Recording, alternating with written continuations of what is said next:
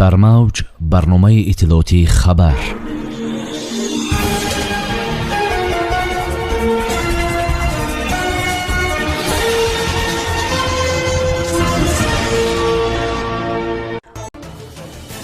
президенти мамлакат ба миллат ба забони тоҷикӣ арҷ гузореду донандаи хуби дигар забонҳо низ бошед. ба кодекси ҷиноии тоҷикистон моддаи нав ворид шуд. тоҷикистон содироти нерӯи барқ ба афғонистонро кам карду ба қирғизистон дод. дар русия баргузории чорабиниҳои оммавӣ лағв шуд. вазорати корҳои дохилии русия аз эҳтимоли тамдиди муҳлати сабукиҳо барои муҳоҷирон изҳор дошт. асосгузори сулҳу ваҳдати миллии пешвои миллат президенти ҷумҳурии тоҷикистон муҳтарам эмомалӣ раҳмон сокинони ҷумҳуриро бо рӯзи забони тоҷикӣ табрик гуфтанд ва даъват карданд ки ба он эҳтиёткорона муносибат кунанд. гузориш медиҳад дафтари матбуотии сарвари давлат. президенти мамлакат қайд карданд ки ин ҷашн рамзи эҳтиром ва поздории забони модарист. роҳбари давлат изҳор доштанд ки забон мӯли миллат аст ва ҳамчун организми зинда ба нигоҳубин ниёз дорад.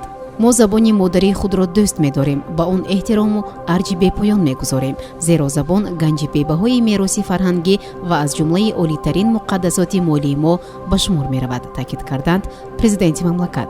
дар баробари ин роҳбари давлат қайд карданд ки донистани якчанд забон ки аз анъанаҳои деринаи гузаштагони бузургамон маншаъ мегирад, имрӯз ҳама қишрҳои ҷомеа махсусан насли наврасу ҷавонро водор месозад ки дар баробари аъло донистани забони давлатии худ яъне тоҷикӣ донандаи хуби дигар забонҳо низ бошанд.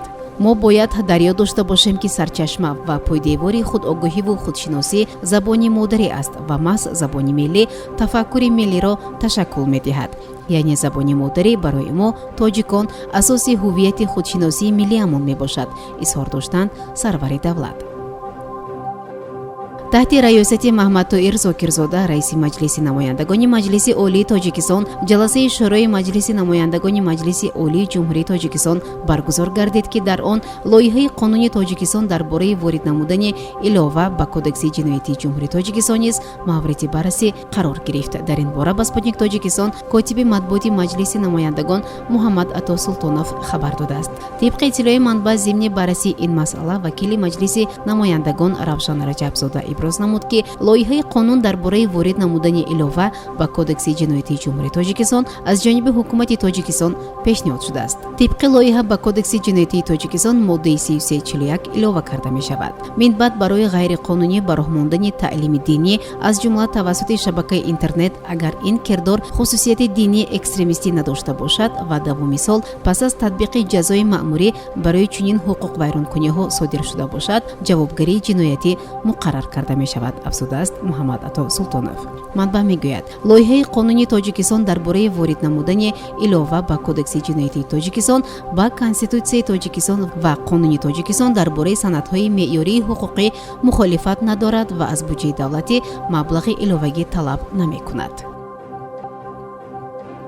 аз аввали моҳи ҷорӣ интиқоли барқ ба Афғонистон ва Ӯзбекистон тавассути хатҳои баландшиддати интиқоли 220 киловольт 500 киловольт қатъ шудааст, хабар додааст Авеста дар такя ба манобеаш аз бахши энергетикии кишвар. ба ин кишварҳо нерӯи барқи Тоҷикистон тавассути хатҳои интиқоли барқи пасти 110 киловолта дар шакли коҳишёфта таъмин карда мешаванд.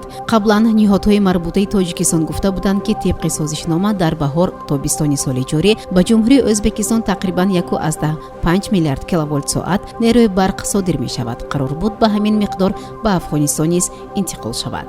ҳамзамон ба гуфтаи ин манбаъ Тоҷикистон содироти нерӯи барқ ба Қирғизистонро оғоз кардааст. ба иттилои манбаъ содироти нерӯи барқ ба ҷумҳурии Қирғизистон бинобар паст будани сатҳи обанбори Токтогул ва ниёзи ҷумҳурии ҳамсоя ба нерӯи барқ сурат мегирад. бахши энержӣ ҷузъиёти интиқоли нерӯи барқ ба ҷумҳурии Қирғизистон аз ҷумла арзиши нерӯи барқи содиротӣ ва замони интиқолро расонаӣ накардааст.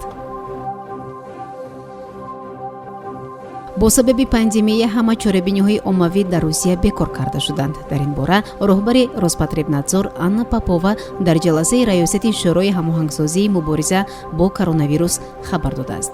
баргузории чорабиниҳои оммавӣ дар сартосари русия манъ гардиданд. минбаъд ҳама гуна чорабиниҳо танҳо бо қарори сардухтури санитарии давлатӣ вобаста ба ҷараёноти эпидемиологӣ гузаронида мешавад, тавзеҳ додааст Попова. ба гуфтаи ӯ бемории COVID-19 дар 67 минтақа афзоиш ёфтааст ва вазъи умумӣ дар робита ба бемории коронавирус вазнин арзёбӣ мешавад. вазъият воқеан ваҳим аст, изҳор доштааст роҳбари Роспотребнадзор.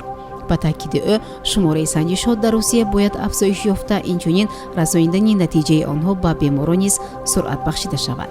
Попова қайд кард, ки вазъ дар 12 минтақаи Русия махсусан муташанҷиж аст, зеро мавриди беморшавӣ то 20% афзоиш ёфтааст. вазорати корҳои дохилии Русия қайд кардааст, ки шумори дақиқи муҳоҷирони ғайриқонунӣ дар қаламрави Русия маълум нест. Владимир Авчинский, мушовири вазири корҳои дохилӣ, дар мусоҳиба бо хабаргузории Красная весна гуфтааст, ба таври миёна шумораи умумии муҳоҷирон дар Русия аз 1,5 то 2,5 миллион нафар гуфта мешавад. ӯ афзуд, шумораи воқеи хориҷиён дар Русия метавонад беш аз 10 миллион нафар бошад. маҳдуд будани муҳлат як чораи зарурист, ки бояд ба раванди қонунигардонии муҳоҷирон суръат мебахшид, илова намуд мушовири вазорати корҳои дохилӣ.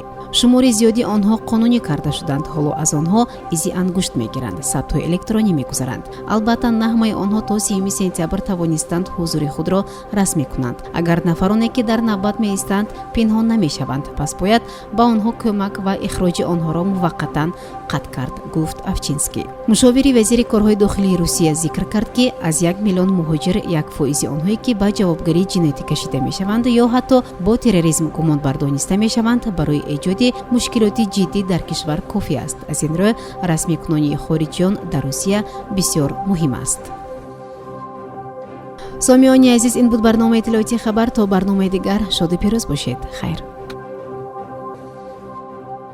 барномаи иттилоотии хабар аз рӯйдодҳои Тоҷикистон, минтақа ва ҷаҳон огоҳ бош.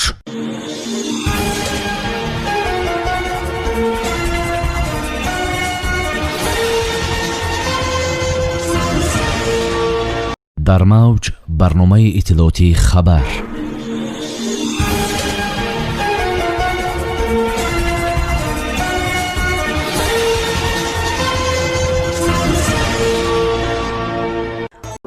барномаи иттилоотии хабар аз рӯйдодҳои Тоҷикистон, минтақа ва ҷаҳон огоҳ бош.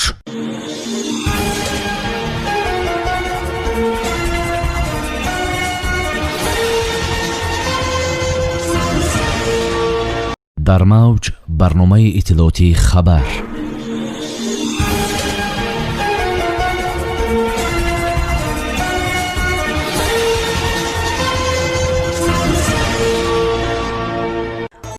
барномаи иттилоотии хабар аз рӯйдодҳои Тоҷикистон, минтақа ва ҷаҳон огоҳ бош.